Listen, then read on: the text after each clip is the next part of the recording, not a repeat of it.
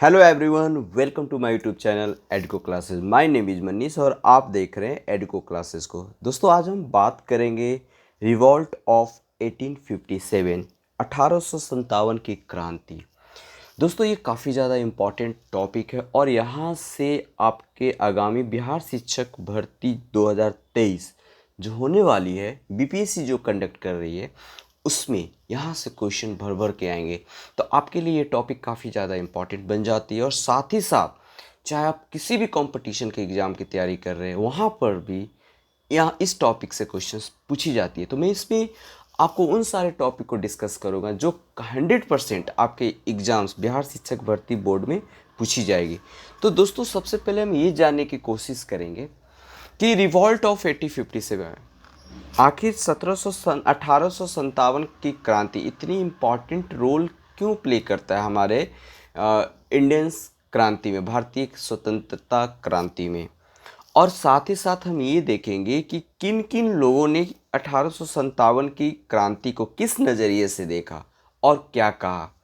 तो इसकी शुरुआत करते उससे पहले अगर आप मेरे चैनल पर नए हैं तो आप मेरे चैनल को सब्सक्राइब कर लीजिए और बेल आइकन को प्रेस करके नोटिफिकेशन सबसे पहले आपको मिले, इसके लिए आपको बेल आइकन को प्रेस कर दीजिए। दोस्तों के साथ ज़्यादा से ज़्यादा शेयर कर दीजिए ताकि मेरा चैनल आपको हेल्प कर सके आपके स्टडी में। दोस्तों, सबसे पहले हम ये जानेंगे कि जो अंग्रेजी सरकार थी, है ना, तो उनके काम काजों से भारतीय समाज पर बहुत ही प्रभाव पड़ा। उनके जीवन में कई बदलाव आए, जैसे कि जमींदार, नवाब, राजा, किसान, व्यापारी, शिल्पकार, बुनकर, धनवान, जो भी वर्ग के लोग थे, जो भी थे, सबके जीवन में कुछ न कुछ बदलाव आया। और ये सभी किसके वजह थे? अंग्रेजों के वजह से थे। सभी लोग के जीवन अस्थिर हो गया। कई राजाओं के राज छीन गए थे। जमींदारों और नवाबों की जमींदारी नीलामी हो गई थी। किसानों की हालत और दयनीय हो गया तथा शिल्पकारों और बुनकरों का तो काम ही बंद हो गया था। दोस्तों, व्यापारी जो स्वतंत्र रूप से जो व्यापार नहीं कर पा रहे थे, ये सभी 1857 क्रांति के पहले की बात है। धनवान लोग व्यापार और छोटे मोटे उद्योग में जो पैसे लगाकर लाभ कमाते थे, वो भी बंद हो गया। इन सब के बारे में, इन सब से जो भारतीय जो समाज थी, जनता था, वो सारी नाराज हो गए। किसके अगेंस्ट में? अंग्रेजों के खिलाफ। अंग्रेजी सरकार से दुखी ये सभी लोग समय समय पर अलग अलग स्थानों पर अलग अलग तरीके से अंग्रेजी शासन का विरोध भी कर रहे थे, मगर उनके विरोध में यूनिटी नहीं थी। छोटे क्षेत्रों में सीमित उनके संघर्ष बड़ी आसानी से सरकार द्वारा दबा दिए जाते थे। ठीक है, तो इसी में फिर 1857 में ऐसी क्या बात हुई कि इन्हीं लोगों ने एकजुट होकर अंग्रेजी शासन के खिलाफ एक बड़ा संघर्ष शुरू कर दिया। चलिए, इस जवाब को हम देखते हैं और 1857 को किन किन लोगों ने किस नाम से दिया, चलिए इसको भी समझते हैं। बने रहे मेरे चैनल पर। दोस्तों, अगर ये वीडियो पसंद आ रहा है तो लाइक करें, शेयर करें और सब्सक्राइब करें। बिहार टीचर्स जो भर्ती परीक्षा है उसके लिए काफ़ी ज़्यादा इम्पॉर्टेंट है। तो पहले हम जानते हैं कि इन्होंने क्या कहा। बी.डी. सावरकर महोदय ने 1857 की क्रांति को कहा कि the Indian war of independence 1857। ठीक है ना, first war of independence. First war of independence किसने कहा? तो बी.डी. सावरकर जी ने कहा। और इन्होंने अपने बुक में लिखा था, इनकी बुक की नाम था the Indian war of independence 1857। अगर हम बात करें सुरेंद्र नाथ सेन ने, तो इन्होंने 1857 के विद्रोह को इंडियन इंडिपेंडेंस मूवमेंट कहा और इन्होंने एक बुक में इस बात को कही और ये बुक पब्लिश की थी 1857 के नाम से। और ये पब्लिश कब हुआ? 1957 में। सोचिए, 100 साल बाद। आर.सी. मजूमदार का एक कथन काफ़ी ज़्यादा इंपॉर्टेंट है क्योंकि हर एग्जाम्स में यहाँ से क्वेश्चन पूछी जाती है। आर.सी. मजूमदार के अनुसार 1857 के विद्रोह को कहा जाता है, it is difficult to avoid the conclusion that the so-called first national war of independence of 1857 is neither first nor national nor a war of independence। ये कथन जो है, स्टेटमेंट जो है, आर.सी. मजूमदार का द्वारा था। ऑटरम ने कहा कि this was Muslim conspiracy. in which the Hindu concern were used for the revolt. Next, John Lawrence ने कहा it was only a sepoy mutiny, है ना, ये एक सिपॉय सिपाही विद्रोह है। टी.आर. हॉर्म्स ने कहा it was war between barbarism and civilisation, civilisation और बारबेरिज्म के बीच की ये लड़ाई है। कौन, किसने कहा? टी.आर. हॉर्म्स ने। तो ये सारी चीज़ें किसने क्या कहा ये आपको मैंने बताया। आगे देखते हैं दोस्तों, 1857 की जो क्रांति थी अचानक नहीं शुरू हुई थी, बहुत ही इसमें पीड़ा लोग सह रहे थे, अंग्रेज़ों के द्वारा दी गई पीड़ा को सह रहे थे, और पीड़ा सहते सहते एक बम की तरफ फटता है। तो आप कह सकते हैं कि जो एंग्लो इंडियन हिस्टोरियन था, हिस्टोरियंस, उनका मानना है कि soldier discontentment and the fat containing cartilage as the main important reason for the revolt of 1857।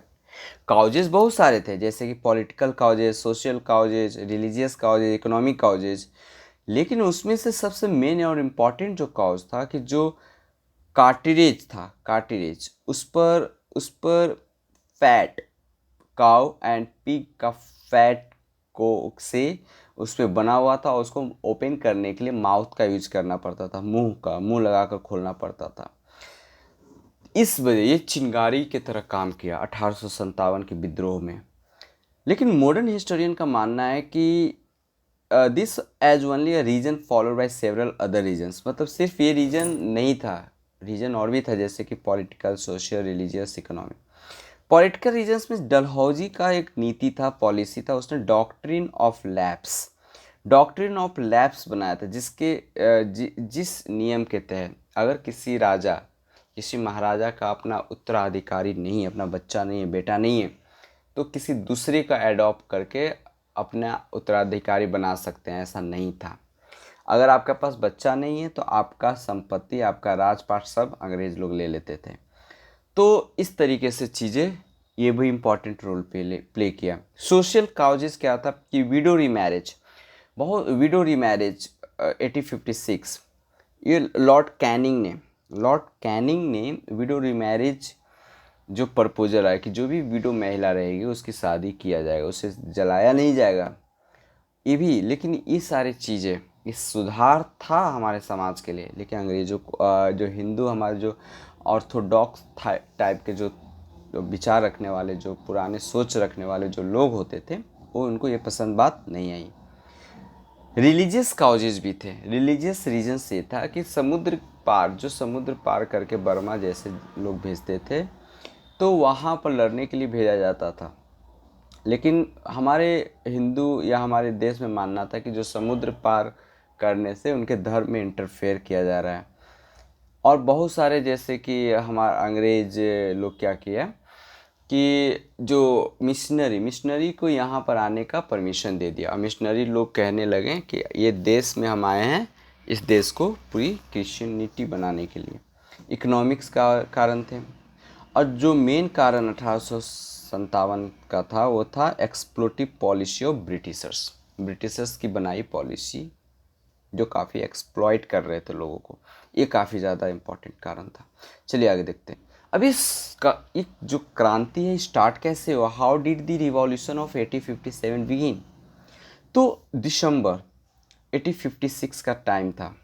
British government decide to replace the old iron made brown base musket gun, यानी musket gun था उसके जगह पर, है ना, new advance Enfield rifle लाने की बात कही गई। और ये सबसे पहले रिप्लेस करने की दमदम, जो वेस्ट बंगाल, अम्बाला और सियालकोट जैसे 3 जगह पर ये अपनाने की बात कही गई। ठीक है, तो कौन से, किसके जगह पर? ब्राउन बेस मस्केट गन के प्लेस पर एनफील्ड राइफल को लाने की बात कही गई। दोस्तों उसके बाद क्या होता है? The rifle required to biting off the upper part of the cartridge contains fats of cow and pig. अब वो बंदूक जो था ना, कार्ट्रिज जिसमें गोली भरी जाती थी, उसमें जो उसका अपर पार्ट था उस पर जो अपर पार्ट फैट लगे होते थे काव और पिग की, जो मुंह से खोल कर उसको फिट करना होता था राइफल में। दूसरा, 29 मार्च 1857, जो बैरकपुर के सोल्जर होते इस दिन रिफ्यूज कर देते हैं, फैट कंटेनिंग कार्टिलेज को लगाने से रिफ्यूज कर देते हैं और मंगल पांडे जो थे वहाँ के सैनिकों पर अटैक करके मार देते हैं, सर्जेंट मेजर को मार देते हैं। अब इसके वजह से मंगल पांडे को गिरफ्तार कर लिया जाता है और उन्हें फांसी पर लटका दिया जाता है। धीरे धीरे ये मामला आग की तरफ फैल जाती है और ये चला जाता है कहाँ पर, मेरठ, जो उत्तर प्रदेश में। 10 मई याद रखेंगे दोस्तों, 10 मई 1857 मेरठ में ये चली गई। Where the third native infantry, वहाँ पर थर्ड नेटिव इन्फेंट्री के बटालियन के लोग इस कार्टिलेज को यूज करने से मना कर देते, कार्टिलेज को यूज करने से मना कर देते, वो ओपनली रिवेल्ड कर देते against the authority. They fired on the officer and freed their inmates from cell, officer पर फायर करके जेल में बंद कुछ लोगों को वहाँ से छुड़ा लिए जाते हैं। ये सारी चीज़ें स्टार्ट हो जाता है आग की तरह, और धीरे धीरे ये सभी चीज़ें जर्नी को तय करके मार्च टुवर्ड दिल्ली, और दिल्ली की तरफ निकल जाते हैं। कब, 10 मई, 2 दिन के बाद यानी 12 मई को दिल्ली को कैप्चर कर लेते हैं, मतलब दिल्ली पहुंच जाते हैं और वहाँ पर बहादुर शाह जफर द्वितीय को अपना राजा घोषित करते हैं। लेकिन बहादुर शाह जफर द्वितीय काफ़ी बूढ़े होते हैं, इस वजह से वो लीड उनके जो सेना अध्यक्ष होते हैं, जैसे कि खान बहादुर, जो पहले फॉर्मर रूलर हुआ करते थे रुहेलखंड का, वो लीड करते हैं इस रिवॉल्ट को, और ये बरेली से लीड करते हैं, ठीक है, जिसको बहादुर शाह सेकेंड ने वायसराय के रूप में अपॉइंट किया था। मालूम होना चाहिए इस वॉर को, क्रांति को क्या सिंबल दिया गया था, लोटस एंड रोटी, रोटी मतलब चपाती। समझ में आ रही बात है? चलिए आगे बढ़ते हैं हम लोग। दोस्तों अब हम बात करेंगे आगे कि रानी अलग अलग सेक्टर से, ये जो रिवॉल्यूशन, जो क्रांति था, सिर्फ एक जगह तक सीमित नहीं रहा, ये धीरे धीरे पूरी भारत में फैलने लगा। पूरी भारत का मतलब नॉर्थ पार्ट में, नॉर्थ इंडिया में ज़्यादातर ये फैलने लगा। अब बात करते हैं अलग अलग सेक्टर से, अलग अलग क्षेत्रों से लोगों ने इस रिवॉल्यूशन, इस क्रांति में भाग ले रहे थे। जैसे कि रानी लक्ष्मीबाई की बात करते हैं, ये मणिकर्णिका, इनका नाम जो था बचपन का वो मणिकर्णिका था। ये झांसी से नेतृत्व करती है। कहाँ से करती है? झांसी से नेतृत्व करती है। आपको मालूम होना चाहिए कि ये आपका जो लीड 4 जून 1857, 4 जून 1857 में झांसी से लीड करती है, ठीक है। और आपको बता दें कि जनरल ह्यूज हेनरी रोज के साथ इनकी फाइट होती है। और आपको मैं बता दें कि ये जो थी, इनकी शादी 14 साल के एज में महाराजा गंगाधर राव के साथ कर दिया जाता है, और हु डाइड इन, मतलब उनकी मृत्यु हो जाती है। फिर उसके बाद वो विडो हो जाती है, और विडो हो जाने के बाद इनकी मतलब कोई अपनी संतान नहीं होता। इसके वजह से डॉलर्जी, डॉक्ट्रिन ऑफ लैप्स के वजह से झांसी को मर्ज कर दिया जाता है। अब उसके लिए अपने हक की लड़ाई के लिए जनरल ह्यूज हेनरी के साथ ही लड़ते, लेकिन ये क्या होता है कि लड़ते हुए मारी जाती है, ठीक है ना। उसी तरीके से लखनऊ से जो लीड करती हैं इस क्रांति का बेगम हजरत महल, बेगम हजरत महल जो है इस क्रांति को लीड करती है। क्लियर हो रहा है बातें? ठीक है। कब करती है? तो 13 मई 1857 को। नाना साहब, जो नाना धोंधो पंत करके इनका नाम था, ये भी कानपुर से, नाना साहब कानपुर। ये पूछा जाता है कौन कहाँ से लीड कर रहे होते हैं। 5 जून 1857 को कुंवर सिंह, जो हमारे जगदीशपुर बिहार से लीड करते, काफ़ी इंपॉर्टेंट। बिहार से अगर आप बिहार का एग्ज़ाम दे रहे हैं तो बिहार के लिए काफ़ी ज़्यादा इंपॉर्टेंट बन जाता है कुंवर सिंह, ठीक है। तो एक्चुअली हमारे इनके बारे में कुछ जान लेते हैं। कुंवर सिंह जगदीशपुर के रहने वाले थे, जगदीशपुर जो भोजपुर आरा, ठीक है। तो हम लोग समझते हैं कि जो कुंवर सिंह आरा के पास स्थित जगदीशपुर के ज़मींदार थे, लेकिन उनके ज़मींदारी जो थी ना, अंग्रेज़ ने छीन ली थी, ठीक है। विद्रोह का योजना बनाने में तो शामिल नहीं थे, लेकिन जैसे ही दानापुर छावनी के सैनिक ने विद्रोह किया और आरा की ओर बढ़ने लगे, कुंवर सिंह अपने साथियों के साथ उनसे मिल गए और उनका नेतृत्व संभाल लिया। असल में इस बगावत के पहले से ही बिहार में बहावी आंदोलन के रूप में अंग्रेजी सत्ता को चुनौती मिल रही थी। बहावी आंदोलन, याद रखें, बहावी आंदोलन। ये बहावी आंदोलन को जो लीड कर रहे थे, दो प्रतिष्ठित भाई थे। उनका नाम था आपका विलायत अली और इनायत अली, ठीक है। तो ये दो प्रतिष्ठित मौलवी थे। इन दोनों भाइयों ने अंग्रेज के सरकार को प्रत्येक स्तर पर विरोध किया था। पटना शहर एवं अन्य जगह पर उनकी समर्थक की संख्या काफ़ी बड़ी थी। ठीक है, तो इसलिए जैसे ही अंग्रेज को सैनिक के बगावत की खबर मिली, हुए पटना शहर को बचाने के लिए सक्रिय हो गए। वहाबी नेताओं को गिरफ्तार कर शहर में कठोर कानून लागू कर दिया गया। ठीक है, इसलिए संभवतः दानापुर के विद्रोही सैनिक पटना के नज़दीक होने के बावजूद यहाँ नहीं आकर आरा की तरफ चल दिए थे। उस समय 3 प्रमुख वहाबी नेताओं थे मोहम्मद हुसैन, अहमदुल्ला एवं बायजुल हक। ठीक है, लेकिन बाद में अंग्रेज ने इनके धोखे से गिरफ्तार कर लेते, तो फिर उन्हें गिरफ्तार करके उनको सहयोगी के साथ उन्हें फांसी दे दिया जाता है। ठीक है, धीरे धीरे ये चीज़ शांत हो जाता है। वहाबी आंदोलन के बाद में थोड़ा सा ये सभी चीज़ें थी जो थोड़ा और डिटेल में, अगर वहाबी आंदोलन के बारे में आप जानना चाहते हैं तो जान लीजिए, मैं आपको बता देता हूँ। वहाबी आंदोलन क्यों इसलिए बता रहे हैं, क्योंकि बिहार का एग्ज़ाम है ना, तो बिहार के एग्ज़ाम में बिहार से रिलेटेड चीज़ें ज़्यादा जानना ज़रूरी है। तो वहाबी आंदोलन जो था, मुसलमानों के सामाजिक और आर्थिक स्थिति में बदलाव के लिए अरब में अब्दुल वहाब के द्वारा ये आंदोलन शुरू किया गया था। अरब जो देश है, अरब में अब्दुल वहाब के द्वारा ये आंदोलन शुरू हुआ था। उन्हीं के नाम पर इस आंदोलन का नाम वहाबी आंदोलन पड़ा। भारत में ये बरेली के सैयद अहमद द्वारा शुरू किया। कहाँ से? भारत में बरेली में सैयद अहमद के द्वारा, और पटना इसका बड़ा केंद्र था। यहाँ एक परंपरागत धर्मनिष्ठ और विद्वान मुस्लिम परिवार के संरक्षण में यह आंदोलन काफ़ी प्रभावी हुआ। इसके 2 प्रमुख नेता आपको बताएं, विलायत अली और इनायत अली सहोदर भाई थे। वह धार्मिक एवं सामाजिक सुधार आंदोलन था, लेकिन आगे चलकर ये मतलब शुरू में मुस्लिम की जीवन स्तर को अच्छा करने के लिए आंदोलन स्टार्ट हुआ था, लेकिन बाद में ये आंदोलन जो है उनका प्रमुख उद्देश्य अंग्रेजी सरकार को भारत से समाप्त करना हो गया था। इसके लिए इन दोनों भाइयों ने सैनिक प्रयास भी किए थे। यह आंदोलन 1822 से लेकर 1868 तक काफ़ी एक्टिव रहे हैं। ठीक है, तो इस तरीके से वहाबी आंदोलन के बारे में हम लोगों ने देखा। क्लियर है दोस्तों? उसके बाद क्या हुआ कि कुंवर सिंह जो है दानापुर सैनिक छावनी के सैनिकों के सहयोग से आरा शहर से अंग्रेजी नियंत्रण को समाप्त कर दिया एवं वहां कुछ दिनों के लिए अपनी सरकार भी चलाई। कुंवर सिंह, इनके विद्रोह का प्रभाव बिहार से सटे उत्तर प्रदेश के क्षेत्रों पर भी पड़ रहा था।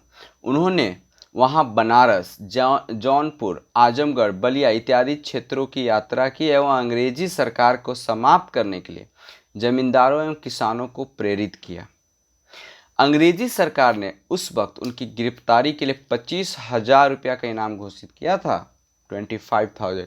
अंग्रेजी सरकार से संघर्ष के क्रम में ही घायल होने के कई दिनों बाद उनकी मृत्यु हो गई। ठीक है, उनके निधन के बाद उनके भाई अमर सिंह के द्वारा छापामार युद्ध शैली, तो छापामार युद्ध शैली उनके भाई अमर सिंह के द्वारा चलाई गई थी। ठीक है, छापामार युद्ध शैली जो होता है छिपकर हमला करना, जो अंग्रेज सरकार को काफ़ी परेशान किया गया। तो इस युद्ध से अंग्रेज सरकार काफ़ी परेशान हुई। छापामार शैली, छिपकर आक्रमण करना। अंततः अमर सिंह भी गिरफ्तार कर लिए गए और उन पर मुकदमा चलाया गया और इसी दौरान उनका निधन हो गया। ठीक है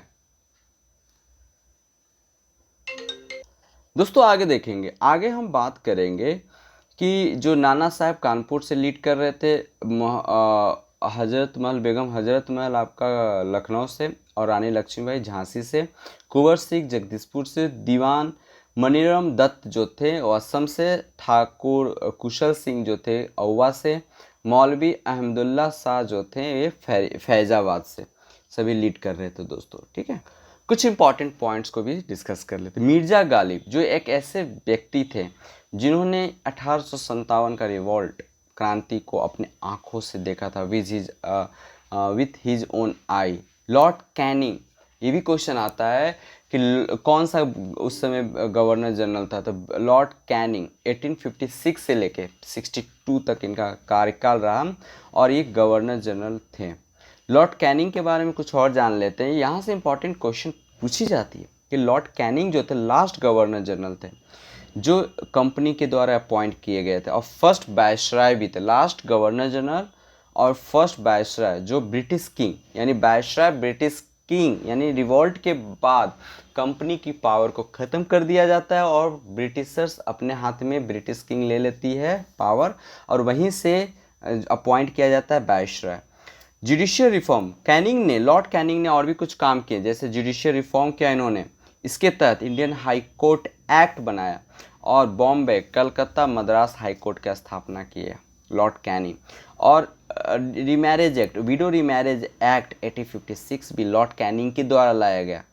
और ये भी क्वेश्चन पूछा जाता है कि 1857 के विद्रोह के टाइम में ब्रिटेन में प्राइम मिनिस्टर कौन था इंग्लैंड में, तो विस्कंट पाल्मरसन जो थे वहाँ का प्राइम मिनिस्टर। इनका कार्यकाल 2 टर्म में रहा, 1855 से लेकर 1858, और दूसरा कार्यकाल जो ये रहा ड्यूरेशन 1859 टू 65 तक। क्लियर है यहाँ तक? चलिए आगे देखते हैं।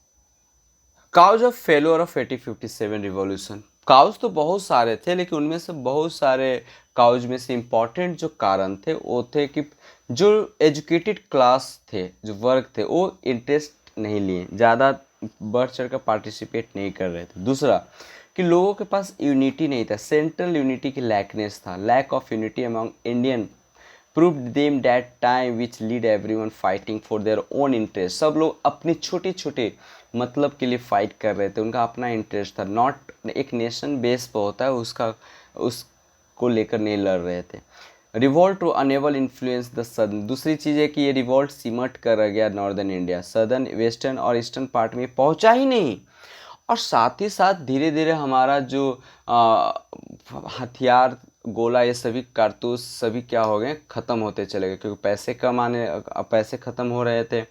और जो अंग्रेज के पास काफ़ी ज़्यादा आधुनिक तरीके का हथियार था, उसके सामने हम लोग का फिर धीरे धीरे तलवार भाला पर उतर आए, क्योंकि हमारे पास वो सारे हथियार बंदूक ख़त्म हो चुके थे। तो इस वजह से भी ये फेल्योर हो गया। ठीक है, ये सारी चीज़ें हम लोगों ने देखा। और यूनिटी हमारे मतलब सोसाइटी में यूनिटी नहीं था, सेंट्रल लेवल पर कोई यूनिटी नहीं था, कोई लीड करने वाला इस क्रांति को नहीं था। दूसरी चीज़ है कि हमारे अंधविश्वास बहुत ज़्यादा था समाज में। इस सारी चीज़ें जो थी काउज बनकर आया 1857 फेल्योर होने का। तो दोस्तों ये जो सेशन था, ये वीडियो यहीं तक आज स्टॉप करते हैं। सेकंड पार्ट लेकर आएंगे जिसमें इंपॉर्टेंट क्वेश्चन को हम डिस्कस करेंगे, जो इम्पॉर्टेंट रहेगा आपके एग्जाम के पॉइंट ऑफ व्यू से, तो उसको देखना ना भूलें। तो नेक्स्ट वीडियो के साथ मिलते हैं, अपना ख्याल रखेंगे, कीप लर्निंग, कीप प्रैक्टिसिंग। जय हिंद दोस्तों।